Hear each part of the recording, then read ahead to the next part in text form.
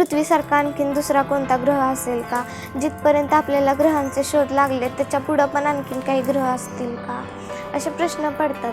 आणि मग नंतर त्याची उत्तरं शोधायला जातो तेव्हा मग असं काहीतरी इंटरेस्टिंग सापडतं त्यात.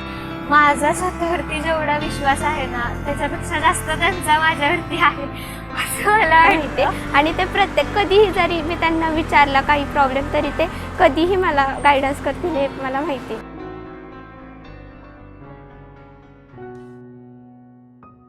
पिढी बदलते, विश्वास वाढत राहतो.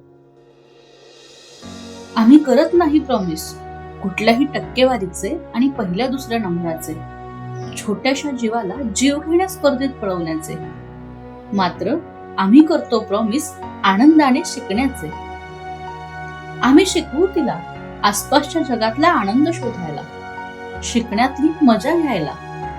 आम्ही रुजवू त्याच्यात प्रयत्नांचे सातत्य. तुम्ही आम्ही मिळून शिकवू तिला की गोष्टी किचकट असतील पण अवघड नसतात. कधी करताना बिघडतात पण पुन्हा येतात घडवतात, कष्टाने प्रेमाने. आणि त्याला शिकवू की हक्कांसोबत कर्तव्यही येतात.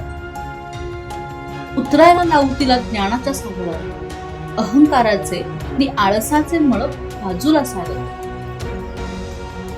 पुस्तकांच्या पलीकडेही जग आहे हे दाखवूयात. पुस्तकातही खोल शिरताना जगाशी नाते जोडूयात.